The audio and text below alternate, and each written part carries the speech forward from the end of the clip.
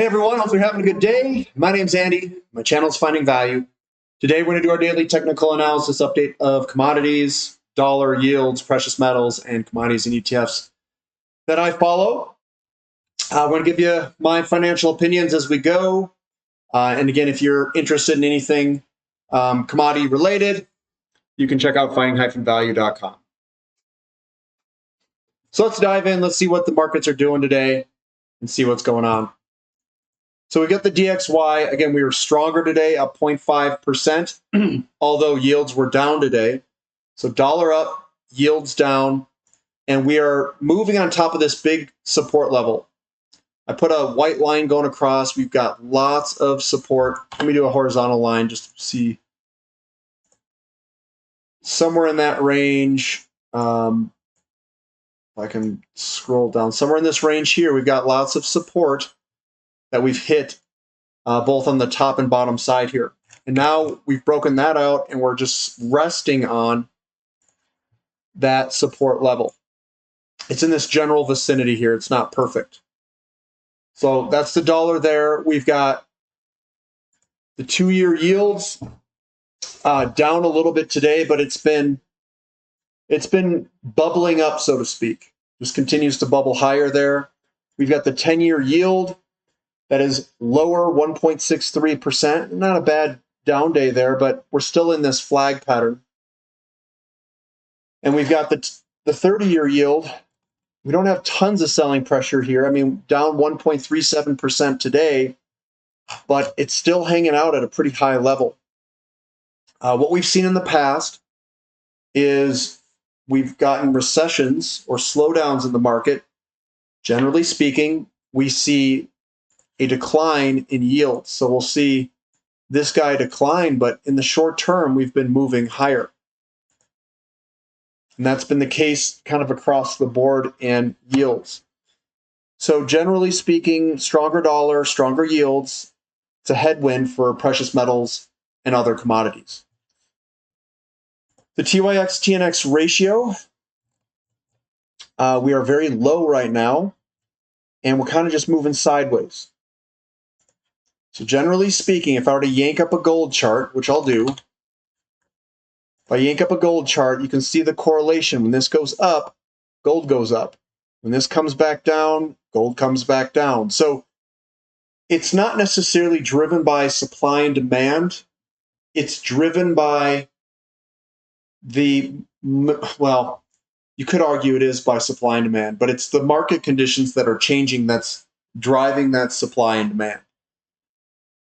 It's the rotation of money that's moving differently. So if you move money out of bonds, it has to go into somewhere else like gold. And then we see this relationship. The yield curve uninverts, then you get gold going higher. Now, you can see that we've got a little downtick in gold, but we've also got a downtick in your TYX-TNX ratio. So we can see that this kind of rolled over, and we can see kind of a rollover in gold. So they are correlated. We're just trying to see, where are we going with yields? What is the yield curve going to do? If it uninverts, it means there's a slowdown in the market most likely, and gold will go higher. But recently, we've been compressing and inverting the yield curve further. Bond price is up a little bit today with the yields going down, but we're still within this pattern down here. Big picture view. We've gotten crushed to the downside. This to me looks like a topping pattern, and we could go lower in the future. I don't know why all of a sudden all my trend lines are just kind of jacked up. I don't know why that is. Gold up a little bit. So we had stronger dollar, we had weaker yields, and the curve uninverted. So I think what matters more for the price of gold, at least today, is that curve uninverting and the yields going lower. But we're up against support. We're at 1919, and we'll see if that support level holds. Silver up 0.77%. We do have a lot of selling pressure behind this move. I wouldn't be so quick to jump in at this level immediately, but if you're a long-term investor, no big deal. If you're a short-term guy, I would wait for some more buying strength. This does look like we kind of came down flag pattern and came back lower after that pattern. Platinum down a little bit, $6. I do think we're getting to an area down here that could be tasty. We'll see where it turns. XAU to gold ratio, this is the gold silver mining companies in relationship to gold. We're down a little bit today. Overall, guys, we still haven't broken this stinking downtrend for a long time. Maybe we're just early. And we're at a very cheap level compared to historical standards. The beginning of last bull market was here, basically. And we went up in a big, gigantic downward move. I think this is going to be a lead-in pattern here. And then we're going to rip it at some point. When is that point? I don't know. We're waiting for it. We're waiting for this trend line break, and we're just kind of sitting here chilling. The CRB index looks like it was down about 1% today. Again, this thing has been moving sideways, just boop, boop, boop, boop, boop, boop, boop, boop, all over the place. Are we going to get a last flush out move before we head higher? That is possible.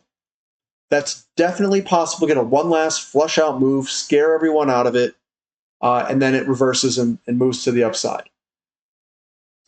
What could cause that? Well, I mean, something in the banking system taking a crap could cause that. Maybe it's a bank or something that goes under or something like that. It could be anything. CRB to S&P 500 up a little bit, but undeniably this momentum is still heading to the downside. Has not reversed yet. We've got GDX. GDX right at support, just kind of holding on. Again, it's been underperforming gold, so we're still in this gigantic, maybe it's a flag pattern, maybe something like that.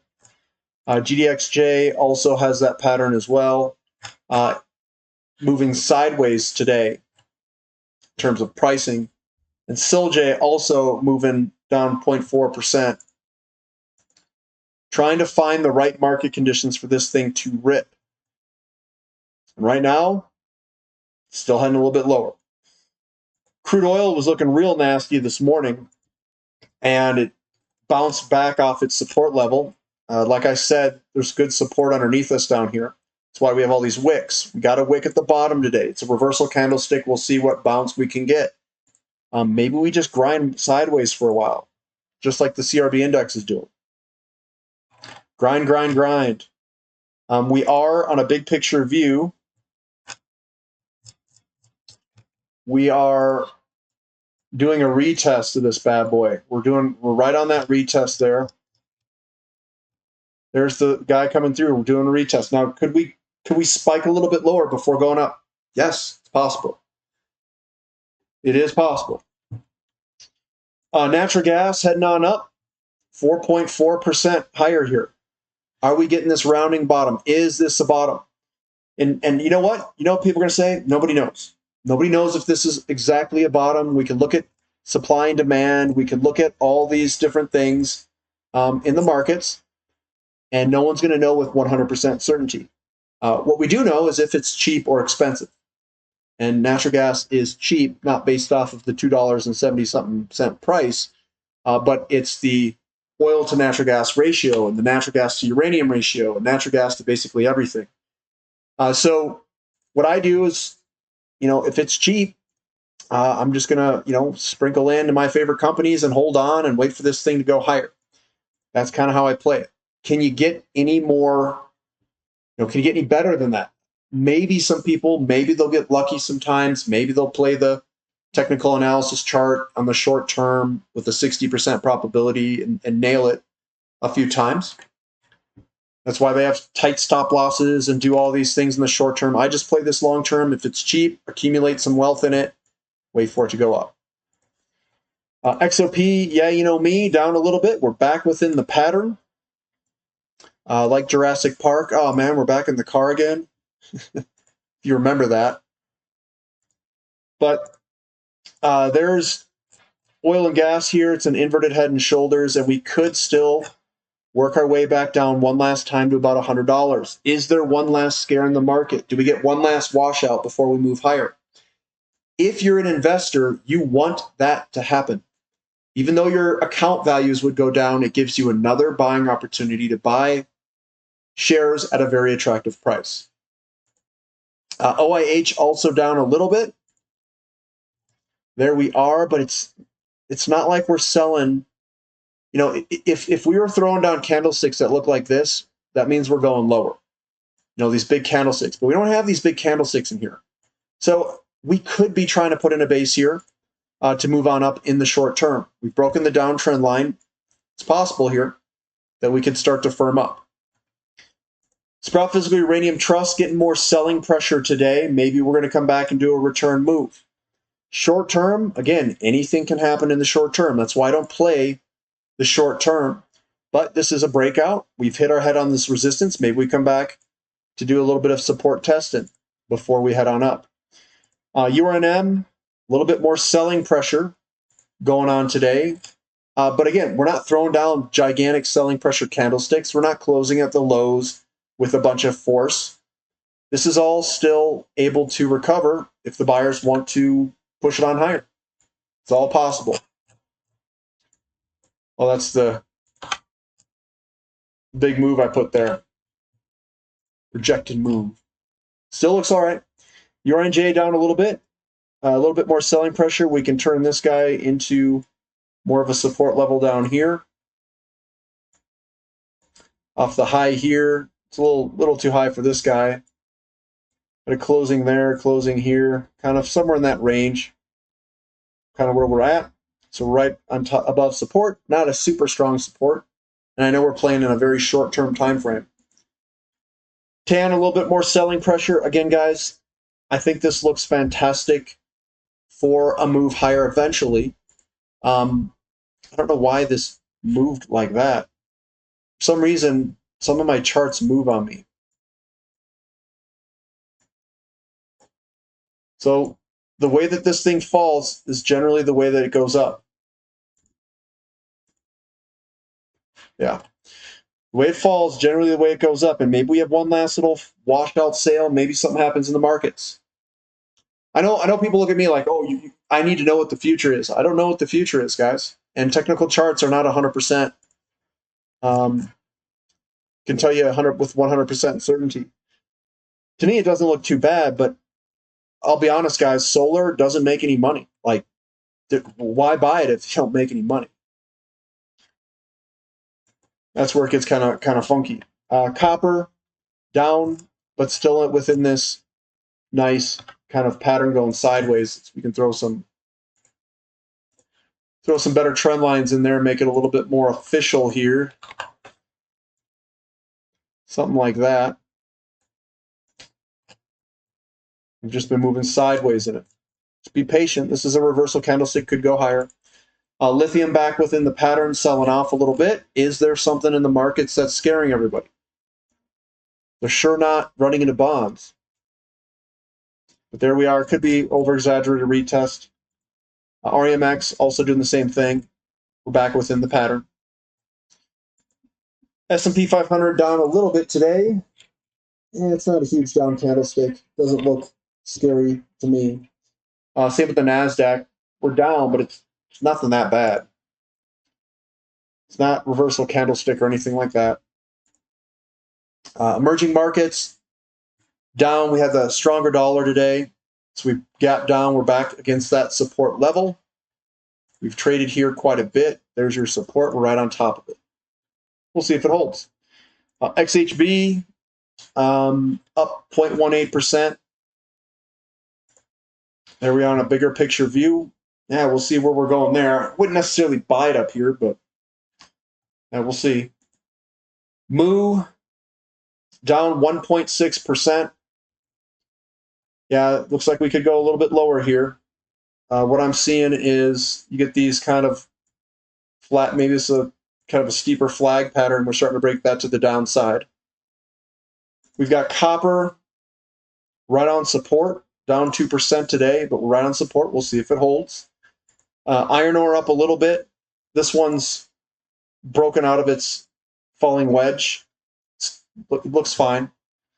Nickel getting a little bit more selling pressure. Ooh, this could actually head lower here, guys. For nickel, you know, maybe something scary is coming up. Maybe we have a problem in the market. Aluminum also diving down. The base metal is starting to head a little bit lower. You can see that kind of accelerate for aluminum. So that's aluminum, that's nickel, and copper also had a pretty strong selling day today. Base metals. So maybe we got a slowdown here coming.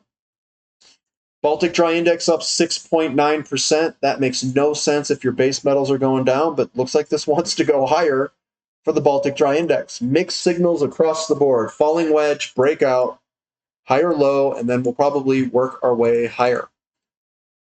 Even though the base metals aren't looking that strong, and Newcastle Coal's still basing out. Let this guy base out. Give it some time. We've had a big move to the downside. Ethereum working its way higher. This actually looks pretty good from a charting perspective if we can break this downtrend line, which I suspect will happen because we look at Bitcoin. This is an inverted head and shoulders. Or no, wait, this is Bitcoin that I have that on. Inverted head and shoulders, and we're starting to break to the upside. Looks pretty strong for Bitcoin in the short term here. Looks pretty good. So what do we got out there in the markets, guys? The overall markets don't look too bad. S&P 500, NASDAQ. We got some base metals looking kind of blah. Oil's holding in there. It's not horrible. It's not just crashing. Copper's above support. We kind of get mixed signals here, guys. And that's the toughest time. You just kind of wait through it. Wait for the market to kind of decide where it wants to go. I'm still bullish on the long term for commodities. I did a thesis kind of update video. That's where my head is at. And in the short term, we'll see which way this thing goes, guys. I will say this, just because interest rates go up does not mean that we will 100% have a crash immediately. It's going to take time. We do have some signals that kind of funky, like a declining M2 money supply. That is definitely funky. We also have velocity kicking up, which we haven't seen in a very long time. What's going to win in the end? I don't know. We're going to find out here, and I'm going to ride it. I'm going to ride it where it's cheap. Commodities are cheap. Precious metals are cheap. I'm going to ride it and see where we go. And that's about all you can do if you're a long-term investor. You buy what's cheap, stay in it, ride it. If the market conditions are still there for the rotation of money to happen, well, just stay with it. At least that's what I'm doing. If you guys like the content, give me a thumb up. Subscribe to the channel. Subscribe to the website if you'd like. We have a 7 a.m. Mountain Standard Time question and answer session tomorrow, Saturday. I will see you guys there. And that's all I've got. So we'll catch you guys later. This is Finding Value.